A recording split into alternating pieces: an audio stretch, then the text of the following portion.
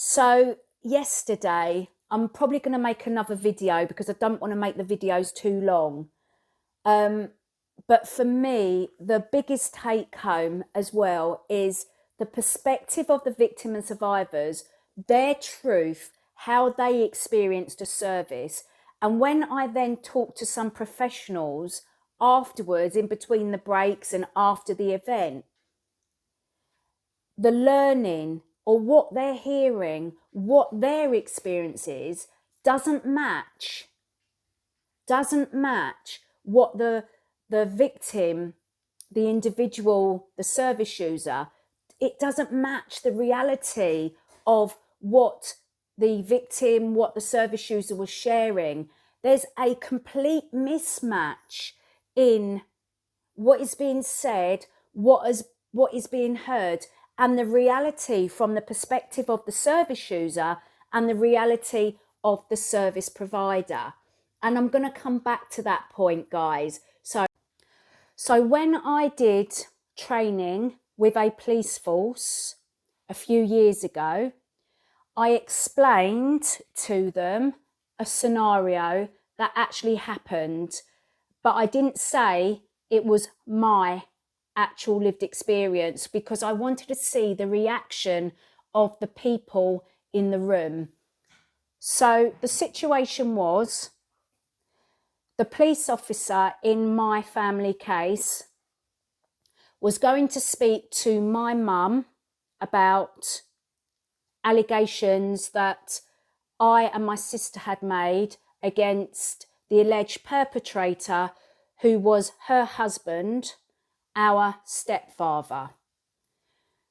I said to them, because of my mum's ill health and the way that the ill health had impacted her, she would need a person with her to help her understand what was being said and who would help her afterwards with the impact of any questions that were being put to her.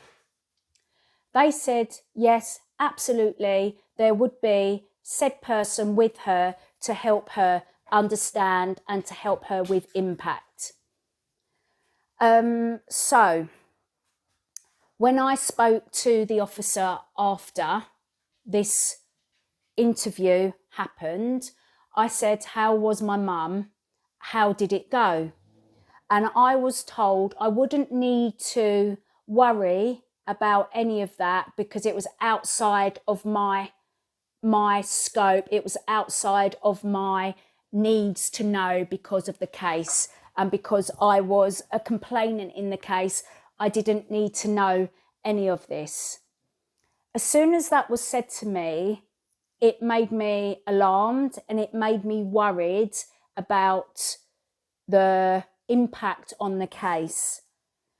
So I said to the officer, and I have this all written down because these were text messages between me and the officer, and also phone calls between me and the officer that I transcribed straight away by sending the text of what happened to the officer, which was never acknowledged, but I have the one-sided conversation that had literally just happened, and I'd written it and I texted it back to the officer. And as I said, I have it all as evidence. So I was told that the officer had, with her supervisor, visited my mum at home and had initial conversations with my mum about the allegations about my stepfather, and my mum had denied all of the allegations of what she knew and what she didn't know, and she wasn't very forthcoming. And the officer actually turned around and said to me that your mum, she wasn't very forthcoming. You know, she didn't really share a lot. She didn't really know a lot. And I said, who was the person that was there to help my mum with all of this questioning and the impact? And she went, oh, your stepdad. Let that sink in for a moment. They interviewed my mum in front of my stepdad, who was the alleged perpetrator and who my mum was in a domestic violence relationship with. Why did they not think that this would prevent my mum from speaking up, from speaking her truth? Do they not really understand the impact and the dynamics of the situation? My mum would have been fearful of any consequences of speaking up after they had left. She would know that there would be consequences for her speaking up. That would have silenced her. So why would a specialist sexual violence case officer not know that? And why would they have put my mum in jeopardy? And why would they have put the case in jeopardy because of that? I just don't get it. When I then went ballistic at the officer and they didn't understand why I was so angry,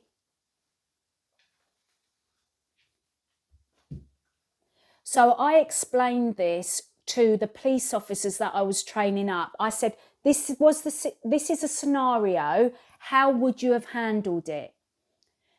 The senior officer in the room turned around and said, well, that just would not have happened. That is just not a realistic scenario. That just would not happen in this day and age. And I went, well, I'm respectfully disagreeing with you, because it does happen in this day and age, because that is what happened in my family case. And then he was like astounded that it actually happened. And obviously then had to backtrack with, this would not happen in this day and age. And I said, I've got proof if you want to see it. It does happen.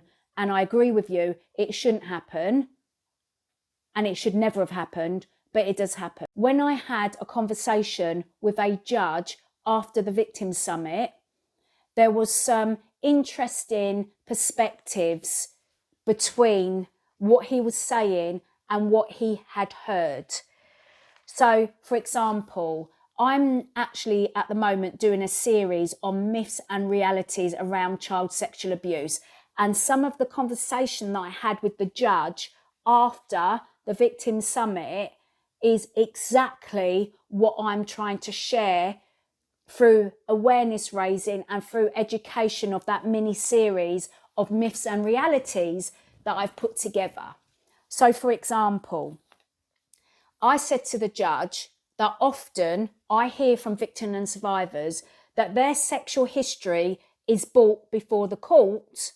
However, any previous sexual convictions of the perpetrator are never put before the court. He said that's not the reality, that from his perspective. He said if there's any relevant convictions of a sexual nature and that is relevant to the case before him, that is always allowed. And if there's any sexual history of the complainant that's not relevant or is relevant, then that is allowed or not allowed. And I, from where I'm sitting and from what I'm hearing from victims and survivors, that's not their reality. But this judge was saying from his perspective, that is his reality. So what is going on here, guys? The judge is saying opposite to what the victim and survivors are sharing. So how do we get on the same page so that victim and survivors are given the right service that they need? How do we make everyone be on the same page of understanding and hearing what is actually going on? Because there's a mismatch